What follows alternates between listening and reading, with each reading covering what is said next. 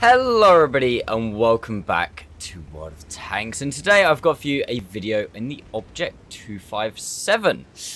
Now, full disclosure, in this video, as you can see, I am running full premium ammo pretty much. Obviously when you're heat APCR, you do want to take some APCR for shooting tracks and through walls and such, so not completely full but near as damn it.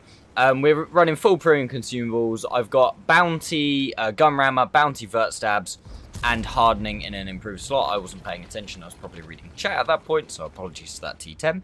But yeah, I am full tryhard, and that is because, as you can see from my mark mod, it says I've 3-marked it. This was actually not the game I 3-marked it, but the one before. So I was at, I think I was at 90...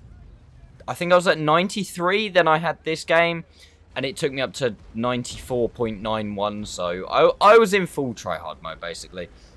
Although, in saying that, doing the 257 was really not as hard as I thought. Oh, sorry, not as hard as I thought, but it was a relatively easy tier 9 to do. Similar to the T10, when I did that, I didn't actually feel like I had to try hugely hard to 3-mark it, so if you're thinking about doing a tier 9 3-mark, if you've never 3-marked a tier 9 or a tier 10, I'd probably recommend 257 or T10. Probably definitely up there for something to do. So, the 257, what is this tank kind of all about? When it first came out, everybody thought it was absolutely ridiculous and absolutely stupid and the most overpowered tank of all time because you can't pen its side, basically. Now, that's not exactly true. You can pen its side. You very much can. From 3-marking it, I've learned that some people either get lucky or know where to shoot its side. But this tank is a really weird tank when it comes to how people play it and how people actually play against it. And I was saying this on stream the other day. It's, in the hands of a bad player, it's a fairly poor tank. Like, relative. Obviously, in the hands of a bad player, most tanks can be relatively poor. But this tank is really not that good. And I know that when I'm fighting against one of these in pretty much anything, I don't care what I'm in, I'm like, oh, nice, 257, because the majority of the time, they're quite easy to take out. In the hands of a good player, these things are very good and can be ridiculously good in the right situation. And again, that's kind of relative. Again, every single tank in the hands of a good player can be an amazing tank. But this thing scales so ridiculously, and I didn't really think about it. And it also scales ridiculously as well with not only the player who's playing against it, playing the tank, but also who's playing against it. And it can, if you're a good player, playing it amazingly, but you're playing against an amazingly good player, it's really not that good. But again, if you're a bad player playing it against another bad player, it makes it a lot better than it seems. And that's just because this tank relies on knowing where to shoot it, and it's not like any other tank. If you know the game, and know the game well, and know what this tank is all about, then it's actually relatively easy to pen. Like, public service announcement to anyone, good players, bad players, wherever you are. This is probably the best way to play the 257. Reverse side scraping, you present your side armor, you avoid presenting your frontal armor. Your frontal armor is absolute shite in this thing. Like, it really is. Absolute just arse, because you angle straight in towards them, your lower plate is weak as anything. You instantly give it the tiniest bit of angle to try and increase the angle of your lower plate, they just pen either of your kind of pike nose cheeks. It's like what you've learnt on the IS-3, what you've learnt on the IS-7, but so much worse on this thing, because as soon as you angle, those cheeks just become, like, crazy weak. Like, we're talking ridiculously weak, and it's really annoying. Yeah, so you can't really aim your frontal armor at the enemy, because they will just pen it. So the best thing to do is reverse side scrape, because people just shoot your side, and they shoot it at an extreme angle. But even doing that, this tank, if somebody knows where to shoot it, even reverse side scraping, I can't speak today, it's crap. Because, for anybody who doesn't know, this thing has got the biggest effective cupola, I'm going to say effective cupola, on, I think, any tank in the game. No, actually, that's a complete exaggeration. Not any tank in the game.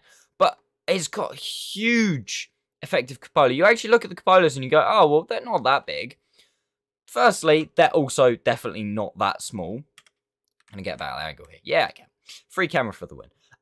They're definitely not that small. Like, and both of them are equally as prominent, which means it doesn't matter if you come around a left-handed corner or a right-handed corner. If you try to peek around a corner and somebody is aiming at your cupola, they have two options. And secondly, not only... bloody outline of the 268 here. Not only have they got your cupola to shoot at, but literally this entire upper roof plate is overmatchable by most things. So then, effectively, when you're looking at it, instead of having to just aim for this tiny bit here and this tiny bit here, you've then got this whole area to aim for. And especially if you just go above the tank a little bit, it's absolutely huge. And even, I found that even in, like, relatively inaccurate tanks from not short ranges, if they knew what they were doing, they were just penning me left, right, and center just through my cupola. Which is why I say that this tank kind of scales a lot with, if you know where to shoot it, it's crap. Because if you know where to shoot it, you can't engage anyone. Because your gun, to get your gun on target, you have to expose at least half of your cupolas. You just do. Like, if not, you can't shoot. It's kind of simple as that. So it is really tricky. But then, like I say, if you're a good player and know how to reverse side scrape properly against a bad player who doesn't bother trying to shoot your cupolas, you're just godlike. Like, I had games in this tank where I blocked like 6, 7, 8k damage. Because I just did. Like, ridiculous. Also, very unlucky there. I used intuition to swap out to heat so I could pen that Jagdtiger's superstructure, and he just goes straight through my side with AP. Again, the side armor kind of seems like half like a 50-50, whether people go through it, and it depends where they aim, because I think it's if they aim for the lower part, like through the tracks, then it pens. If they aim for the upper part, then it bounces, because you have got the traditional Russian black holes on the side, like these storage boxes where the hull is actually at a very extreme angle, and then also you've got the upper hull, which is also at a very nice angle on the side, but the below the tracks isn't. It's still angled, but if you can hit kind of there is a flatter bit in there basically, and you tend to find that you get penned quite a lot through there. I'm kind of in a tricky situation here. We were pretty much surrounded, but again, this tank's armor just, it doesn't work in the traditional sense whatsoever. Like, it doesn't work based on its thickness. It works on how good the player that's shooting at you is. I've honestly thought this tank was a lot better than it was. I actually had to try, and you have to find good positions to make it work. And on top of all that, instantly, like, half the maps in the game become very, very tricky for you because you've only got 5 degrees of gun depression. And it really sucks. Like, it wasn't a hard 3 mark. I made it harder than it should have been for myself because, you know, I make stupid plays and I effectively throw full games away. But I made it a lot harder for myself. It's a relatively easy 3 mark, but I had to try a lot harder than I thought and think about what I was doing a lot more than I thought. Because this is the first time I've played this tank, because back when the Russian heavy tank split came in, I'd already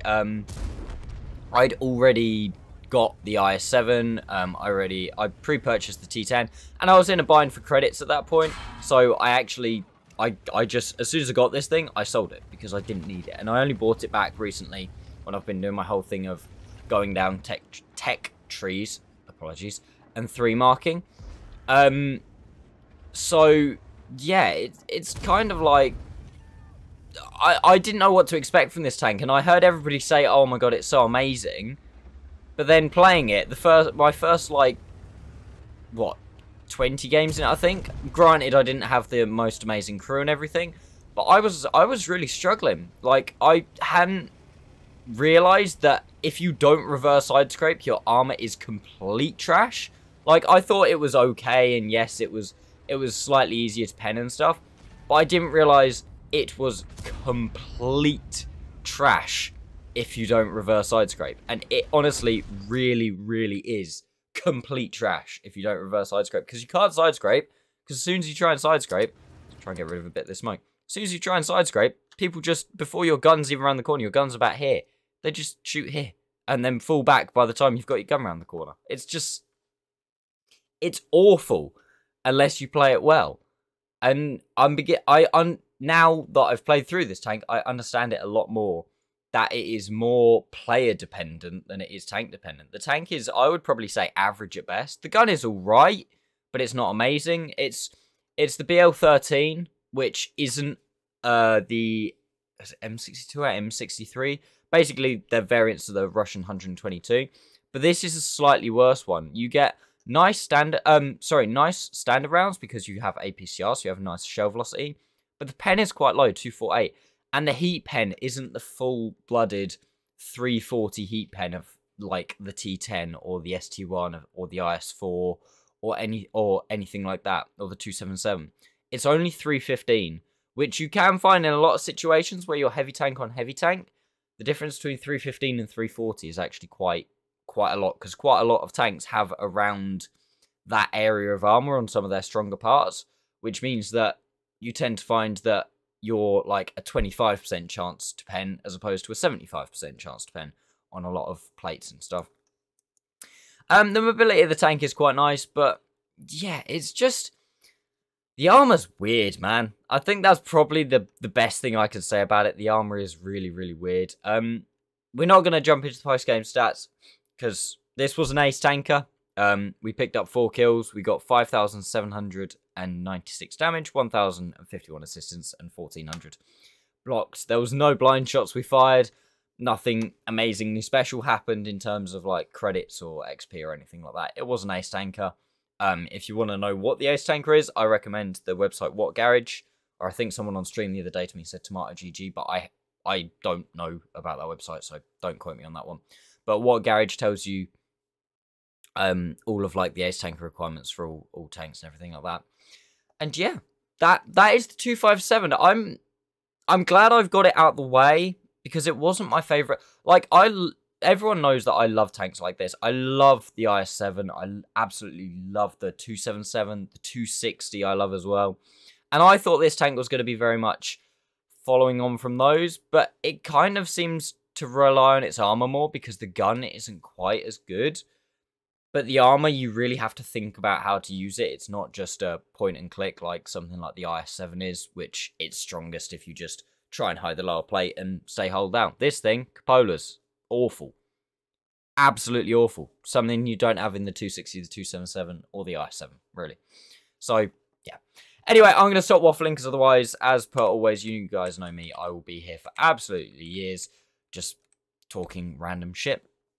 So I hope you have enjoyed the video. Sorry it's a relatively quick video. I haven't actually had a lot of replays that I've thought are YouTube worthy. I think in my head, the threshold for me uploading something into YouTube is going up, so I'm getting less and less replays that kind of meet the requirement.